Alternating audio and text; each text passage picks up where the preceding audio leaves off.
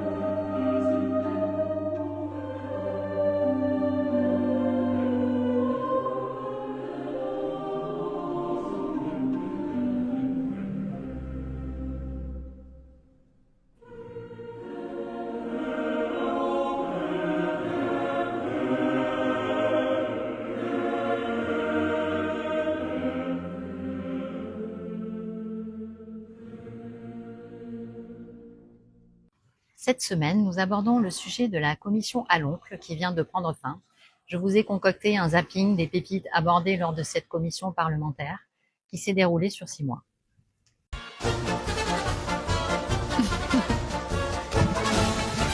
Bonjour monsieur le député Charles Aloncle. Merci de votre invitation, bonjour.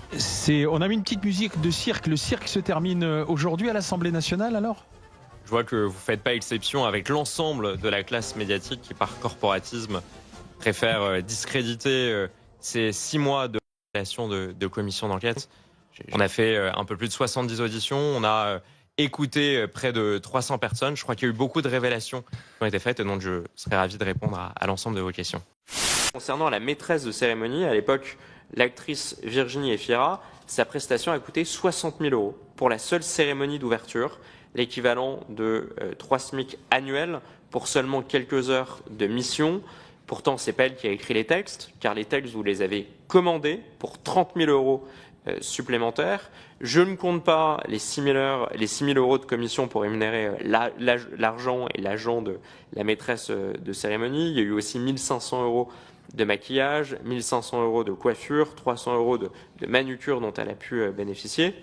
Et c'est même sans compter les 30 000 € de contrat que vous avez provisionné pour un happening concernant un hommage au président du jury. Est-ce que vous avez vraiment l'impression que dans une situation financière aussi critique que traverse France Télévisions, qui est dans une situation de quasi-faillite, qui a cumulé 81 millions € de déficit depuis 2017, qui a une trésorerie négative, qui est en risque de dissolution, est-ce que ces montants-là, plus de 2 millions d'euros, qui peuvent paraître superflus pour le contribuable, est-ce qu'ils vous semblent vraiment justifiés ? Oui, monsieur le rapporteur. Emmanuel Grégoire, il siège au conseil d'administration de France Télévisions. C'est un député socialiste. On a appris que lors du vote de la prime de performance de Delphine Ernotte, il avait demandé ou il avait voté pour une application à 100% de la prime de performance de Delphine Ernotte. Et une fois que le vote a eu lieu, qu'il avait voté, il est parti, il a quitté d'ailleurs la séance, il n'a pas assisté à l'ensemble du conseil d'administration de France Télévisions. Donc, elle bénéficie de 80 000 € de prime de performance et surtout, le plus accablant derrière tout ça, c'est que elle a, d'une certaine façon, précipité France Télévisions au bord de la faillite.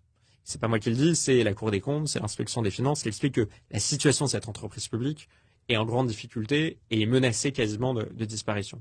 Et pour autant, à la fin de l'année, ils se disent qu'elle mérite, je crois, 97,5 ou 98,5% du montant maximum de sa prime de performance. Donc elle va percevoir à 2 points près 100% de la prime de performance maximum qui donc va s'élever à près de 80 000 euros. Quand je lui pose la question en lui disant mais c'est pas quand même l'impression qu'il y a une décorrélation manifeste qui va choquer des millions de Français entre l'état de votre performance à la tête de France Télévisions et le montant que vous allez empocher comme prime de performance, là, elle fait parler son secrétaire général qui explique non mais attention, on est chez France Télévisions, la prime de performance n'est en rien corrélée avec les résultats et la performance de l'entreprise. D'accord. Il va falloir m'expliquer dans quelle entreprise, aujourd'hui, le montant de rémunération variable d'un dirigeant n'est pas corrélé au résultat de l'entreprise de dirigeant. C'est dans ta maison? J'ai une espèce de grosse baignoire en plein air, oui.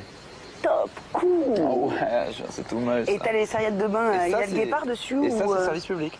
Ouais. Ça, c'est service public. Tu sais, le service public... Il m'a permis beaucoup de choses, ce service public. Il est en train de vous dire, madame, monsieur, qu'il est devenu très riche grâce au service public. Et il n'était pas le seul. TikTok vient de me censurer, c'est une première parce que j'avais révélé que Reporters sans frontières avait bénéficié d'une subvention de la part de l'Open Society, la fondation de George Soros, de près de 700 000 euros. Donc j'ai publié une vidéo de ma question et de la réponse, sachant que le directeur général de Reporters sans frontières n'a pas nié ces centaines de milliers d'euros qu'il a reçus de la fondation de George Soros. Il n'y a aucune insulte, il n'y a aucun appel à la haine, il n'y a aucun caractère qui pourrait contrevenir aux règles de TikTok, mais pourtant, d'un instant à l'autre, cette vidéo a été censurée.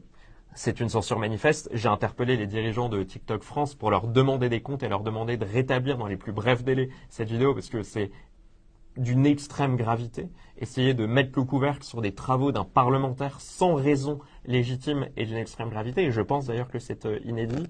D'autres tentatives de pression et d'intimidation, vous en avez fait écho, elles ont été nombreuses. C'est même par exemple le cas de la présidente de l'Assemblée nationale qui, sur l'antenne de France Inter, le matin de l'audition de la présidente de Radio France, est venue essayer de m'intimider pour m'appeler, je crois, à plus de dignité ou de pudeur, enfin, en gros, pour me demander d'éviter certaines questions qui pouvaient déranger. Comment vous l'avez vécu ? Sur le coup, je l'ai vécu assez mal, parce que j'avais l'impression de faire juste mon métier, d'accomplir la mission pour laquelle j'étais élu, et d'accomplir ce rôle de rapporteur qui est de faire la transparence sur les 4 milliards d'euros d'argent public qui financent l'audiovisuel public chaque année, ni plus ni moins.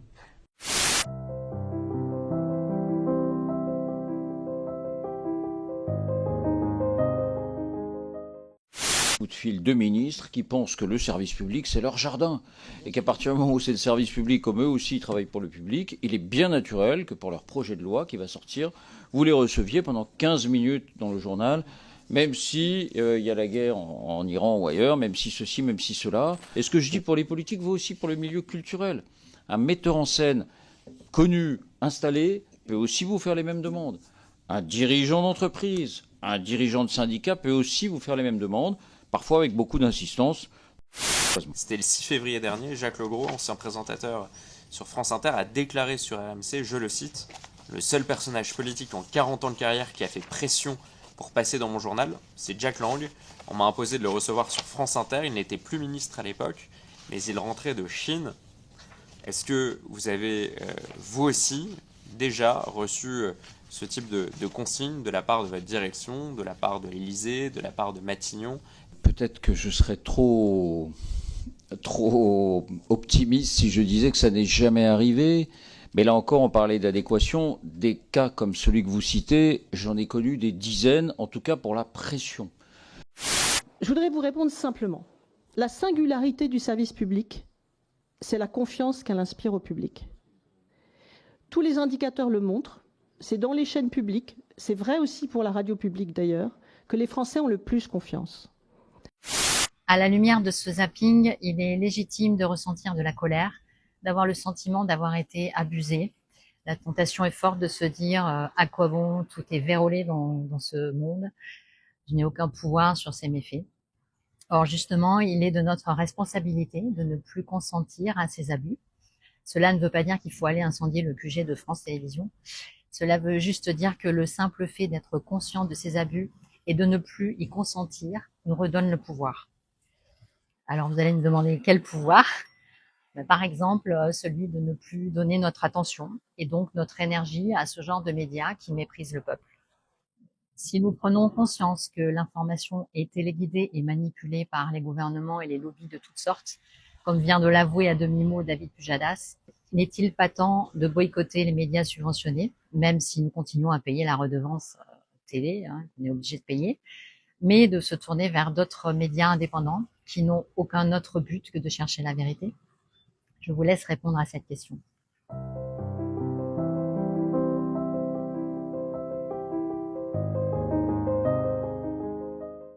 Le 9 avril dernier, je suis allée regarder les drops de Q qui avaient cette même date et je suis tombée sur ce drop du 9 avril 2020. Il nous montre la capture d'écran du compte Twitter de Malik Obama, le frère de Barack Obama, qui a posté l'image suivante le 5 avril 2020. On y voit la devise de Q, Where we go on, we go all. Cette image provient du film L'âme de fond, dont je vous ai fait le décodage dans L'Aube se lève 1, et je vous mettrai le lien en description du décodage. Or, le 9 avril 2026, en scrollant sur Telegram, en allant chercher l'info sur les différents canaux auxquels je suis abonnée, je suis tombée sur l'information suivante postée donc sur Blackbomb PTV. Obama, dénoncé par son propre frère. Malik Obama donc explique que quand son frère donc Barack était sénateur et déjà riche, il a laissé Malik et sa tante à la rue, sans abri et sans un sou. Il a refusé de les aider en disant simplement non. I had no alternative. I had to come back. So I called him and I said, "Look, brother, I'm out of cash. I need a place to crash, even for a little bit until I get up on my feet." And he says no. And I asked him why. He said something about Michelle. Je ne sais pas ce que l'on peut interpréter dans cette histoire, mais il faut bien reconnaître que la correspondance entre ces deux publications est troublante. Je souhaite rappeler également, à travers ce drop du 11 avril 2020, que Q nous a averti que nous étions dans un film qui s'intitule Le Grand Réveil. Donc l'apocalypse, qui signifie lever de voile et pas fin du monde, est décrite dans les messages de Q comme un passage de l'ombre à la lumière à travers le réveil de l'humanité. Voici un drop du 6 mars 2019 qui nous dit, je cite, « La liberté de penser ne vous sauvera pas seulement, mais elle sauvera le monde. Les jours des fausses nouvelles, contrôle du narratif, lavage de cerveau sont terminés. Ennemis du peuple. Le grand réveil. Q. » Je n'ai pas pu m'empêcher de faire le parallèle entre ce drop et toutes les révélations concernant le groupe France Télévisions qui est au bord de l'extinction. Pour revenir à quelque chose de plus spirituel, j'ai sélectionné cette semaine le drop numéro 791 qui fait une nouvelle fois référence à la Bible. Le verset est issu de Jérémie 29, verset 11. « Car je connais les projets que j'ai formés sur vous, dit l'Éternel, projets de paix et non de malheur, afin de vous donner un avenir et de l'espérance. » Ce verset, beaucoup le prennent comme une promesse simple, comme si tout allait forcément bien se passer, mais c'est plus profond que ça. Quand on regarde le monde, on voit des tensions partout, des crises, des systèmes qui vacillent et une perte de confiance généralisée. Et au fond, une question qui revient, c'est est-ce que tout ça a un sens ? Ce verset nous dit que même au cœur du chaos, il existe une direction. Même si on ne comprend pas ce qu'on vit sur le moment, il y a toujours un sens.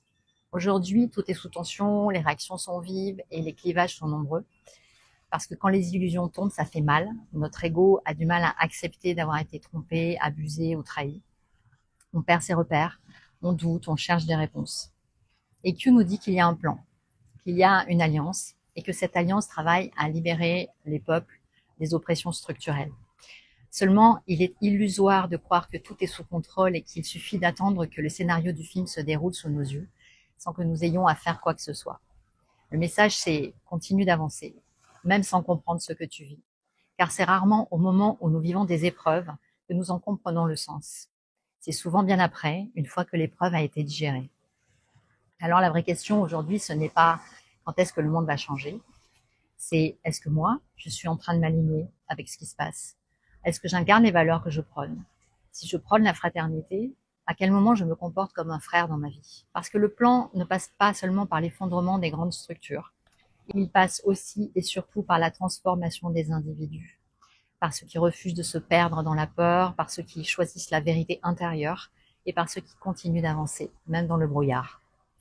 Ce verset nous invite à prospérer symboliquement au milieu de Babylone, ne pas fuir l'épreuve ni la nier, mais y vivre pleinement.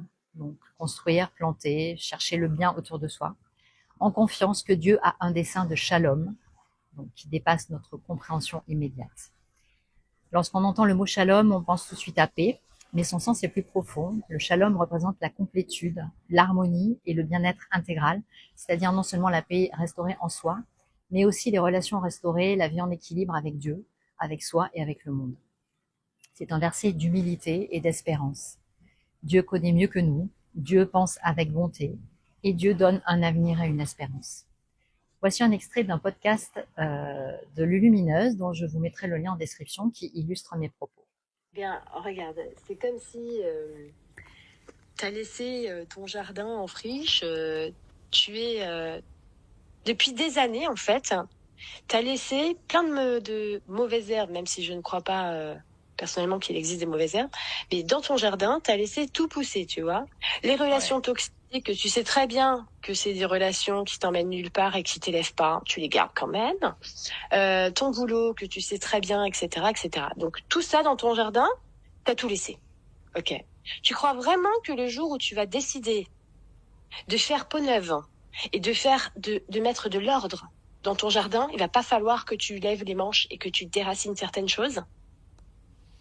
Évidemment que tu vas devoir faire un travail intérieur profond et que ça va te demander la sueur de ton front et de l'huile de coude et une foi immense, parce qu'en plus, tu seras tout seul dans ton jardin pour le faire, ce truc-là. Donc, si tu as laissé des trucs s'enraciner très profondément, mais tu crois que quand tu vas dire à ta bande d'amis toxiques, excusez-moi, je sens que je dois aller vers de nouvelles rencontres. Évidemment qu'ils vont commencer à être peut-être plus virulent, à te faire ressentir de la culpabilité, évidemment mais c'est tout à fait normal. Parce que tout changement de cap, eh bien, ça impacte tout ce que toi, tu t'es construit autour de toi. Donc on ne peut pas en vouloir à ton entourage et à tout ce qui t'entoure de réagir à ton cheminement à toi. Donc oui, c'est pour ça que toutes ces forces, t'as l'impression que toutes ces forces, elles sont en train de t'entourer et toutes, comment dire, c'est très sombre, ça essaye de te retenir. Mais c'est toi qui les as laissées croître dans ton jardin. Non. Évidemment. Ça marche comme ça. Mais c'est parce que, mais tu sais qu'il y a beaucoup de gens qui me disent, mais pourtant, oh là là, ça fait 5 ans, ça fait 8 ans que je travaille sur moi, et pourtant je n'ai pas ce que je veux, je ne rencontre pas les personnes que je veux, je n'ai pas l'amoureux dans ma vie, je n'ai pas la vie que je veux. J'ai dit, mais excuse-moi, est-ce que tu as soumis ta to-do list à Dieu, du coup? Parce que comment tu peux savoir les personnes que tu dois rencontrer? Où est la foi, en fait, là-dedans? Et donc toi, tu as des volontés que tu imposes à Dieu. Mais à quel moment, en fait, tu écoutes Dieu, du coup? Si tout est de ta volonté à toi, qu'est-ce que tu viens apprendre? Donc t'as rien compris, en fait, du cheminement, parce que ça fait 8 ans que tu dis que t'écoutais, mais tu t'écoutes vraiment que toi, en fait. Tu n'écoutes pas la force supérieure, donc ça sert à rien. C'est exactement la même chose. Tu n'écoutes pas l'intelligence de toute chose. Tu écoutes toi, tes envies et tes désirs. Ça fait 8 ans que t'écoutes ça. C'est comme dans le développement personnel où j'entends « il faut s'aimer soi ». Bah merci, on est dans le monde des nombrils. Bah non, il faut pas s'aimer soi, il faut aimer un principe supérieur. Parce que si j'aime un principe supérieur en toute chose qui anime toute la création, j'aime tout le monde. Donc je suis incapable de faire du mal à qui que ce soit, y compris à moi-même. Et si par exemple on me parle de « il faut que tu aies confiance en toi », par exemple si je t'ai jamais dit « aie confiance en toi », je t'ai jamais dit ça. Jamais. Tu vois ? Jamais. Parce que c'est là où il faut avoir confiance. C'est dans cette force supérieure qui sait organiser les choses. À partir du moment où toi, tu as fait tu as fait ce travail-là de déraciner les trucs dans ton jardin. Purée, c'est dur. Je suis d'accord avec toi, franchement, Houssène. Qu'est-ce qui s'est passé dans ta vie? Tu te rappelles? Ah, du grand art.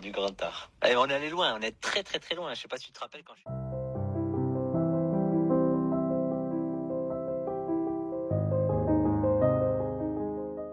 Cette semaine, pour étayer la thèse selon laquelle Jésus est toujours vivant et que sa résurrection est unique, je souhaite vous parler d'un événement qui se déroule chaque semaine à Paris et qui est tout simplement magnifique et surnaturel. Chaque semaine, des dizaines de guérisons miraculeuses, complètement inexplicables pour la science, se produisent à l'église Saint-Nicolas-des-Champs à Paris. Des guérisons de cancer, des guérisons de paralysie, etc. Chaque jeudi soir, une veillée de prière est organisée. Des malades s'y rendent et certains repartent complètement guéris. Je vous montre quelques extraits de la vidéo de la chaîne Inis, dont vous trouverez le lien en description. En fait, le cœur de la veillée, c'est un temps de prière autour du Saint-Sacrement, c'est-à-dire Jésus réellement présent dans l'hostie au centre de l'ostensoir pour les catholiques, et pendant ce temps de prière, il va y avoir des guérisons. Sauf qu'ici, quand Dieu fait une guérison, il l'annonce. Et donc concrètement, il va le dire dans le cœur de certaines personnes qui viennent prier ici chaque jeudi. Ces personnes vont entendre la voix de Dieu dans leur cœur leur annoncer la guérison qui est en train d'avoir lieu dans l'assemblée, et ces personnes vont prendre le micro et dire à voix haute ces paroles pour toute l'assemblée. Il y a une femme d'environ 60 ans qui souffre de solitude et d'abandon. Elle a l'impression d'avoir été maltraitée et utilisée par des personnes qu'elle avait rencontrées, et elle se sent toute cabossée dans son cœur. Le Seigneur vient déposer son infinie tendresse pour elle dans son cœur. Il lui dit « Laisse-moi porter sur la croix tout ce que tu as vécu, tout ce que tu ressens. Reçois ma paix. » Il y a une personne qui a une prothèse de la jambe suite à une amputation. L'appui entre le genou et la jambe et la prothèse le fait terriblement souffrir. Le Seigneur l'a guéri et ne souffrira plus. Merci Seigneur Jésus. Si vous avez reçu des grâces ou des guérisons dont vous êtes à peu près certain aujourd'hui et que vous avez laissé passer un peu de temps pour les vérifier, voilà, merci de nous envoyer ces témoignages. En 2018, j'ai été plongée dans la maladie en l'espace de quelques mois. Un second chirurgien m'a annoncé que j'étais atteinte d'un cancer ORL très rare et qu'on ne sait pas soigner. Le 24 janvier 2019, mes parents sont allés à la prière pour les malades à Saint-Nicolas-des-Champs, sans moi. Ils ont entendu une parole de connaissance parlant d'une personne n'ayant plus de salive. Le Seigneur guérit ses glandes salivaires. Voilà ce qu'ils ont entendu. Le lendemain matin, je n'avais plus besoin de ma petite bouteille d'eau. Mes cheveux qui étaient tombés ont repoussé très rapidement. Et le chirurgien, qui est pourtant un homme assez sombre, assez négatif, m'a dit, et venant de lui, c'était quelque chose de sérieux. Maintenant, on peut parler de guérison. Je m'appelle Pierre et je suis chirurgien plasticien travaillant exclusivement dans un centre de Grand Brûlé à Lyon. J'ai contracté un lymphome du manteau, un lymphome malin, en 2010. Comme séquelles, en particulier, une neuropathie des 4 membres, des 2 mains et des 2 pieds. Et en fait, quand je mets mes gants, mes doigts s'engourdissent, ils deviennent rapidement insensibles et douloureux. Je ne pouvais plus exercer donc la chirurgie. Dans le service, toujours chez les Brûlés, je m'occupais exclusivement des protocoles thérapeutiques. Je priais tous les jours pour ma guérison. Et là, ici même, avec mon épouse, c'était le 26 novembre dernier. Et une fois que le Saint-Sacrement déambulait parmi vous et devant moi, le Père Thierry a dit cette phrase. Il y a une personne dans l'assistance qui est en train de guérir de ses mains. Mes doigts se sont réchauffés progressivement et leur sensibilité est devenue tout à fait normale. Alors je suis tombé en pleurs dans les bras de mon épouse, qui était à côté de moi. Et Agnès m'a dit, mais texto, c'est pas possible. Tu ne voulais pas guérir. Mais le Christ en a décidé autrement. J'ai vu le médecin du travail qui m'a fait un examen neurologique complet au niveau des mains, qui était strictement normal. Il était particulièrement stupéfait parce que ma neuropathie était objectivée par un électromyogramme sans appel. Parce que ça fait 15 ans que je fais ces examens et je n'ai jamais vu une seule neuropathie guérir. D'ailleurs, j'ai même eu la grâce de rencontrer moi-même l'une des miraculées, Florence, dont le témoignage est bouleversant. En 2007, donc il y a déjà longtemps, en venant pour la première fois à Saint-Nicolas-des-Champs, je ne venais pas du tout pour moi. Je venais prier pour ma nièce qui était atteinte de sclérose en plaques. Moi-même, je portais un corset rigide, que j'avais des gros problèmes de dos depuis 2001, donc de 2001 à 2007. Ça a commencé par hernie discale, sciatique, tassement de vertèbres, un accident de vélo où là je me suis fracturé les 2 dernières vertèbres. Je suis rentré dans l'église et donc j'entends une personne qui a de grandes douleurs dans le dos est guérie maintenant. Le maintenant était très très fort en fait. Et à ce moment-là, j'ai senti mon corps qui bougeait, mais c'était pas moi qui désirais le bouger en fait. C'est-à-dire, je me suis mise à me tourner sur moi-même, à me redresser, à me mettre à genoux, alors que je ne pouvais pas. 2 minutes avant, il fallait que je sois attachée à quelque chose pour pouvoir plier mes genoux et mes os. J'ai ressenti une chaleur que je ne peux pas décrire avec des mots humains, en fait. C'était vraiment une chaleur divine qui a pris tout mon dos, mes hanches. Et tout à coup, voilà, je me suis mise à bouger, à bouger, à bouger. Et ma sœur, que j'avais donc retrouvée, qui était aussi dans l'église, et ils ont étonné, elle me dit, mais qu'est-ce que tu as? Je dis, regarde, j'étais en larmes, en fait. Et j'ai compris que le Seigneur venait de me guérir, en fait. Et du coup, j'ai enlevé mon corset. Alors, ma sœur me dit, mais non, non, surtout pas. J'ai dit, mais si, regarde. Et je me tenais droite, ce qui était tout nouveau pour moi. Donc j'appelle mon rhumatologue et je lui dis, il faut absolument que je te voie, mais d'urgence. Mais il me dit, je peux plus rien pour toi, parce que je l'avais vu une semaine avant. Et il m'avait dit, maintenant, je ne peux plus rien, il faut mettre une énorme broche dans le dos. Ton dos est comme ça, en fait, il tient plus. Je pouvais même pas faire de voiture, enfin, c'est difficile, tout était difficile. Et donc, je vais le voir au bout de 4 jours, je crois, donc j'ai vraiment insisté. Et à ce moment-là, je lui montre ce que je peux faire, me tourner, m'agenouiller. Et il était sidéré. Il m'a dit, mais qu'est-ce que tu as fait? Qu'est-ce qui s'est passé? Et là, je lui ai dit, je ne sais pas si tu es croyant, mais j'étais dans une église catholique, à Paris, et j'ai reçu une vraie guérison. Et donc, je viens te voir pour demander une radio, une ordonnance par une radio. Et là, il me regarde, il m'a dit, tu n'as pas besoin d'une radio, tu n'as pas d'ordonnance. Je te vois et je crois. À partir de ce moment, j'avoue que ma vie a été transformée. En fait, je commençais à comprendre que l'enjeu de ces veillées de prière, avant tout, c'est la rencontre personnelle avec Jésus. C'est ça la plus grande grâce qu'on peut recevoir ici, bien au-delà des guérisons physiques. Et très beau, c'est que celui qui tient l'ostensoir actuellement, c'est un diacre, il s'appelle Laurent, et on a eu l'occasion de l'interviewer car lui-même a reçu une guérison ici. Le Seigneur m'a vraiment sauvé ici. Je suis un miraculé. Ah oui? Ouais, j'étais pas malade physiquement. Ok. J'étais malade intérieurement, psychologiquement. Et par rapport à ce que j'ai vécu dans mon enfance. Quand vous êtes un enfant de 10 ans et que vous voyez votre mère se faire étrangler, et vous êtes sur le dos de votre père, en train de lui donner des coups de poing pour qu'il lâche votre maman, et j'ai été marqué au fer rouge. Comment un enfant peut se construire comme ça? C'est pas possible. Où est Dieu? Moi je souffre, j'arrête pas de me faire fracasser, me humilier, insulter, frapper, limite de la mort. Quand tu dis à un enfant, tu es nul, t'es un bon à rien, t'es moche, t'arriveras à rien, tu le dis une fois, ça peut passer. 2 fois, c'est limite. La 3e fois, c'est intégré. Je l'avais intégré. Même si je réussissais quelque chose, pour moi, j'étais nul. J'étais nul. J'étais un bon à rien. J'étais moche, j'étais rien. J'ai pas eu d'amour. Et le 2 janvier 95 à 19h, je rentre du travail. J'ai travaillé 30 ans à la RATP. Ok. Je rentre et là je me suis mis à genoux et j'ai levé les yeux au ciel. Je dis, Jésus, je ne sais pas si tu existes, je ne sais pas si tu m'entends. Mais si vraiment tu m'entends et tu existes, viens m'aider, j'en peux plus. Et le lendemain matin, je me suis réveillé à 7h pour aller au travail. Je me souviens, 7h, j'éteins le réveil, je mets les 2 pieds au sol, je me mets debout et là, extraordinaire. Quand je ferme les yeux, quand je fais l'adoration, j'ai toujours ce sentiment. Et il est toujours resté ce sentiment. C'est pour ça que je dirais tout à l'heure, mais on me dit toujours que j'ai toujours le sourire. Mais ça vient de là. Ouais. Ça vient de là, de ma conversion. Wow. En fait, j'ai mis les 2 pieds par terre. C'est que Jésus, en fait, il a tout pris. C'est monté. J'ai senti, j'ai explosé de rire et de pleurs. Ah oui. Ouais, et je suis parti. Je suis parti où? Je suis parti là-haut. En fait, Jésus m'a pris. Et il m'a emmené faire un tour au paradis. Wow. J'ai pas vu. Ah, faut pas voir ça comme un lieu. Moi, je dis toujours ça. C'est un état.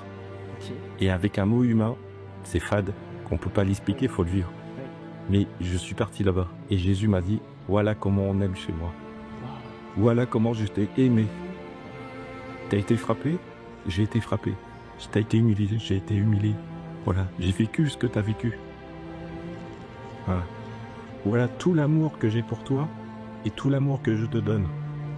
Voilà. Et ça a duré 30 minutes. Je sais parce que quand je suis revenu à moi, j'ai regardé l'horloge, mais c'est comme si j'avais... Pour moi, ça a duré 2 minutes. Ah ouais. Et ça... T'étais debout devant ton lit en fait. J'étais debout dans ma chambre, mais j'étais parti. Fini, c'est ça pendant 30 minutes. Une extase. Ça s'appelle une extase. Jésus m'a pris et il m'a emmené.